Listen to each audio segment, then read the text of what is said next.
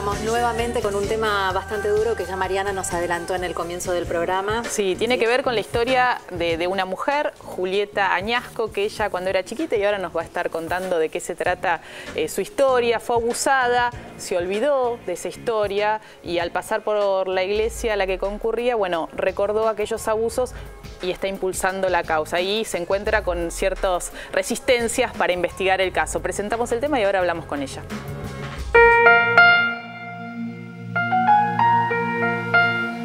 Llevas una vida en apariencia normal, hasta que un día, mientras pasás frente a la iglesia a la que ibas durante tu infancia, imágenes que durante décadas permanecieron dormidas te invaden y te angustian. Son recuerdos de abusos sexuales que sufriste a manos del cura de la parroquia cuando tenías 7, 8 y 9 años. Es lo que le ocurrió a Julieta Añasco, que hace 1 año y medio denunció a Héctor Ricardo Jiménez de haber abusado sexualmente de ella a principios de los 80. 30 años después de aquellos días de horror y silencio, Julieta dice que la causa avanza lenta. Entre otras razones, porque el acusado es protegido por la iglesia. Después de viajar al Vaticano para contarle su historia a Francisco, y después de encontrarse con otras víctimas del mismo sacerdote, que con 86 años aún sigue al frente de una capilla en La Plata, Julieta está en vivo en Argentina. Para que sepamos más de su caso y para que la justicia y la iglesia impidan que nuevos chicos y chicas sean abusados.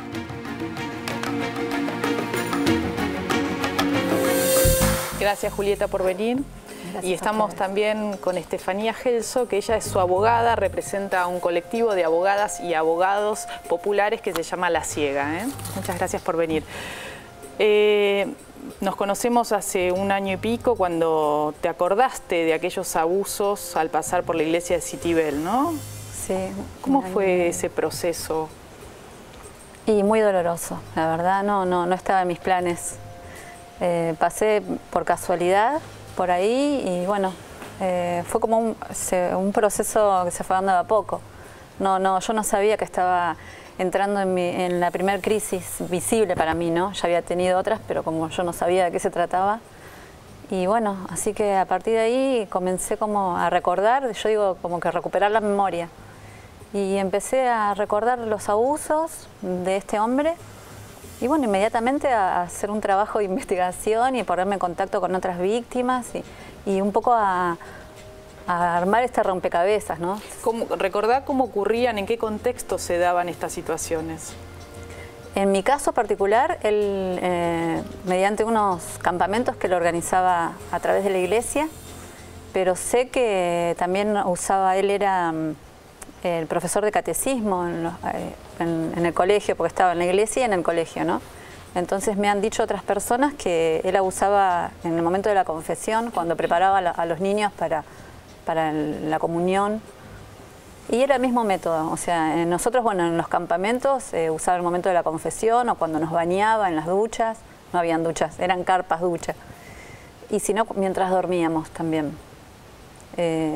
O sea, a mí lo que más me entristece y me duele es el tema de la confesión, ¿no? Eso del secreto de confesión, creo que es lo más doloroso.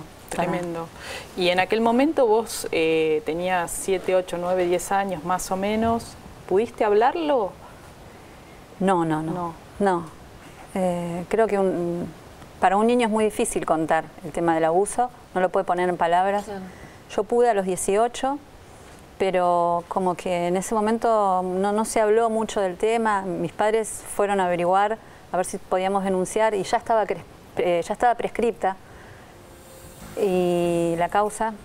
Entonces mucho más no hicieron, más que enviarme a terapia, pero lo loco de esto es que en terapia nunca jamás lo pude hablar. O sea, tengo como casi 20 años de terapia y nunca lo pude hablar, ni con mis amigos, ni con mis parejas, nadie. O sea, nunca, como que lo bloqueé eso.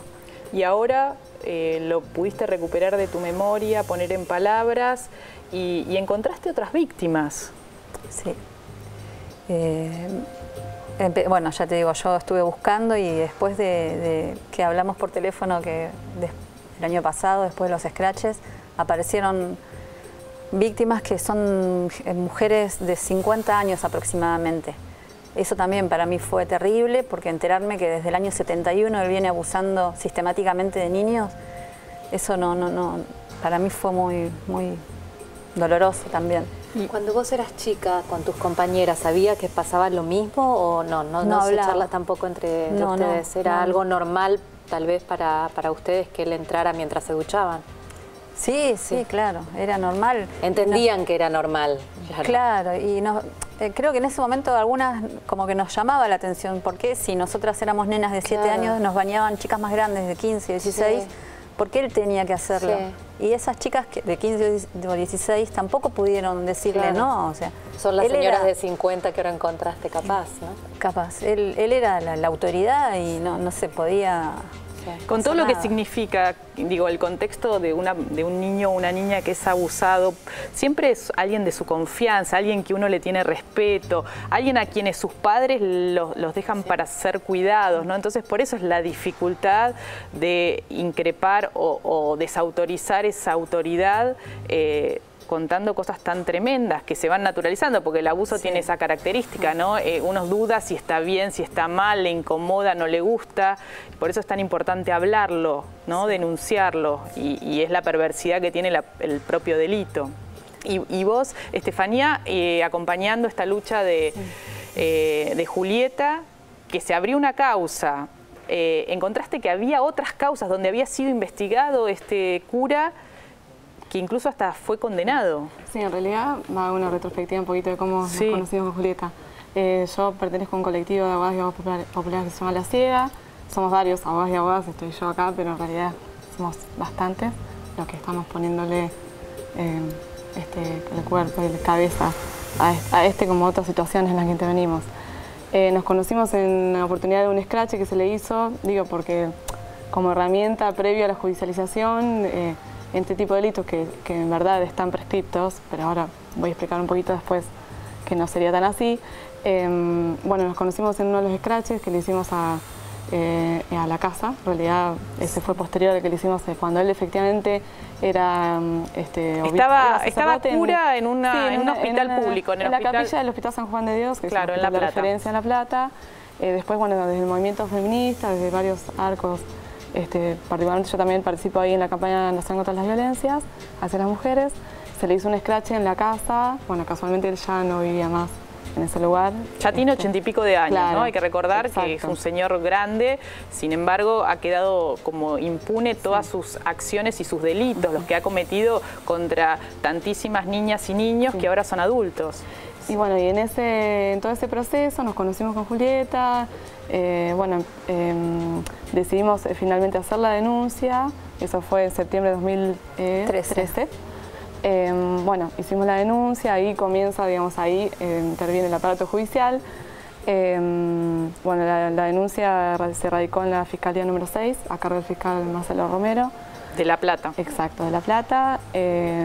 Bueno, desde allí, o sea, ha transcurrido ya más de un año, la causa avanza muy lentamente porque, bueno, nosotros conocemos que en este tipo de causas donde causas de abuso y particularmente donde el abusador es un cura, hay mucha protección de la justicia, es decir, en esos casos que, bueno, voy a Sería mencionar, interesante tal vez, Estefanía, que cuentes, porque por ahí no tenemos tanto tiempo para, por ahí con tanto detalle, pero sí marcar puntualmente que hubo una causa en el año 86 claro, y otra en el búsqueda, 95, porque a pesar de esas causas y esas denuncias, que esto es lo grave, este cura siguió siendo destinado a otras iglesias, parroquias, escuelas, donde siguió abusando, a pesar de que el Arzobispado de La Plata sabía que había habido unas niñas y unos niños que decían que los manoseaba en sus partes íntimas y que incluso hubo una condena.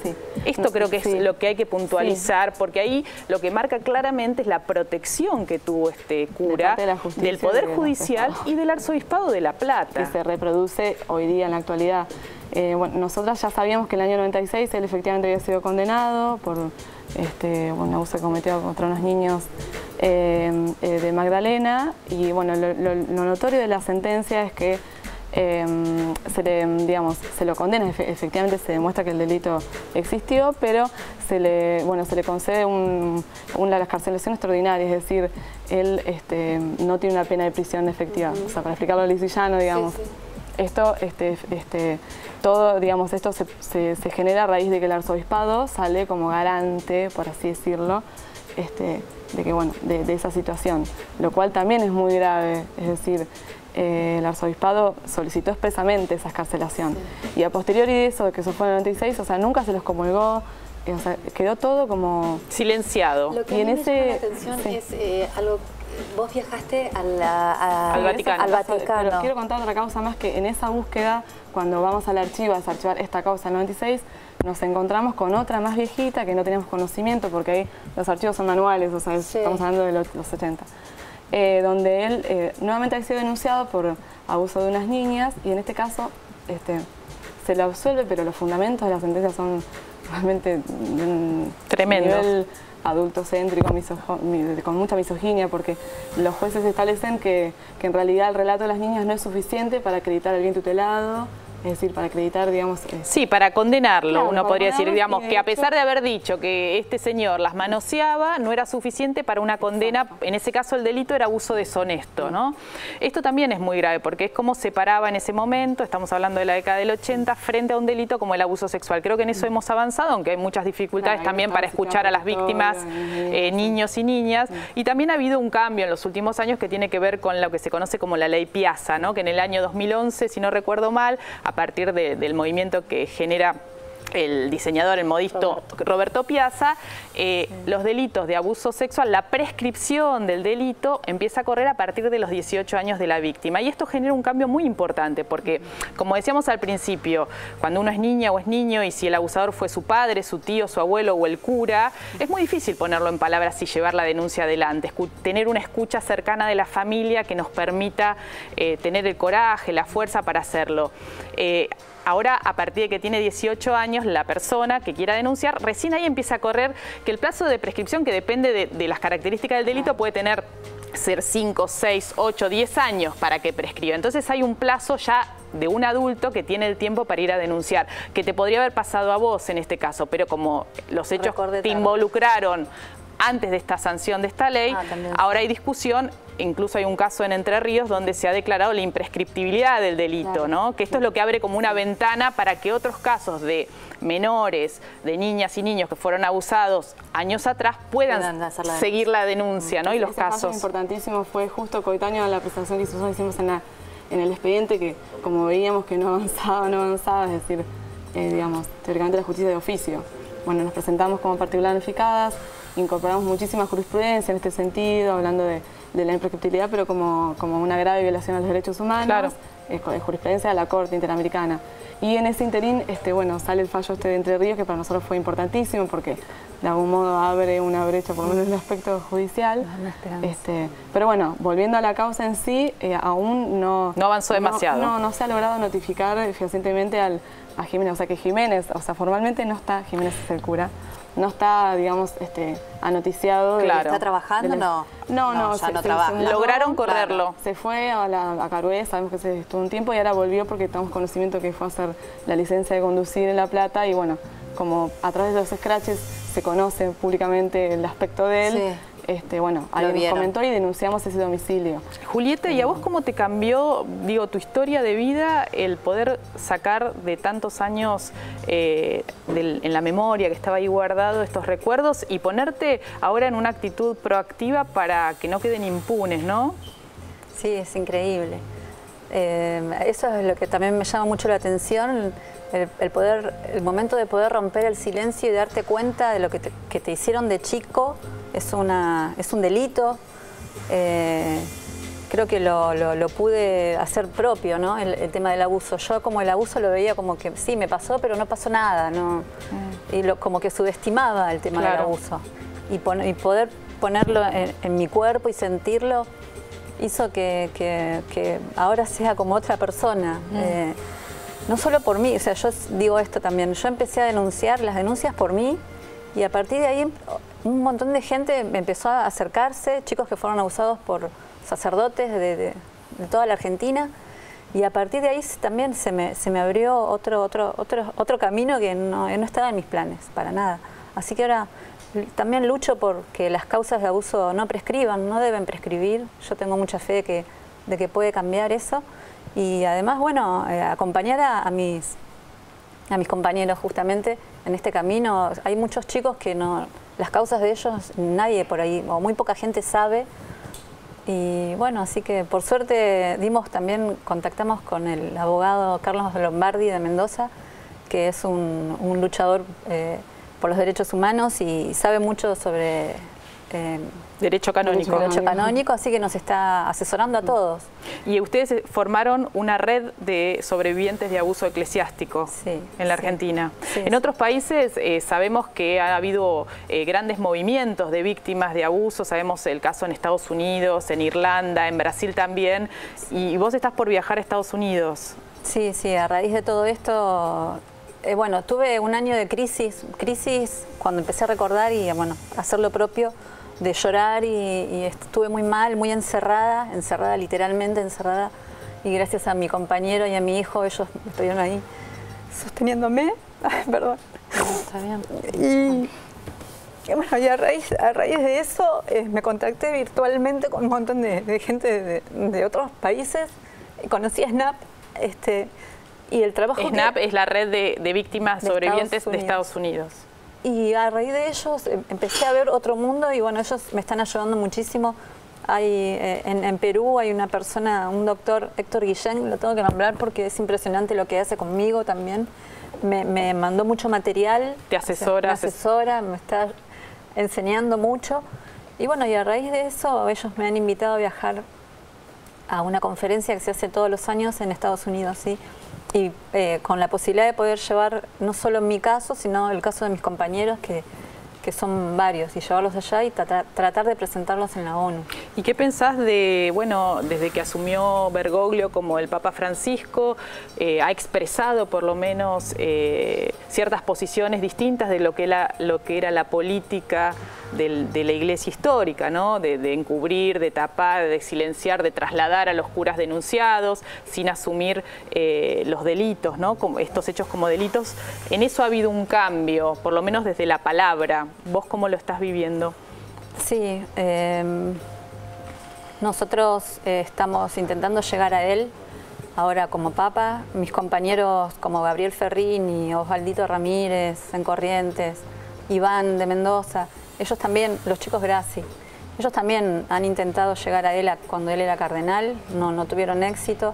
Así que ahora también estamos intentando llegar a él y pedirle que por favor que piense en las víctimas, que piense en los niños, y esta cosa de que sabemos que hay obispos que encubren, entonces tratar de que se haga algo, ¿no? Y que hagan efectivo lo que dice, y que todos los curas que están denunciados por abuso que sean investigados, y que aparte que la Iglesia también nos pueda informar qué sucede con las causas eclesiásticas. No ocultar. Ahora, por ejemplo, Osvaldo Ramírez de Corrientes, sabemos que el cura Pacheco ya está iniciada la causa eclesiástica la semana pasada, el viernes.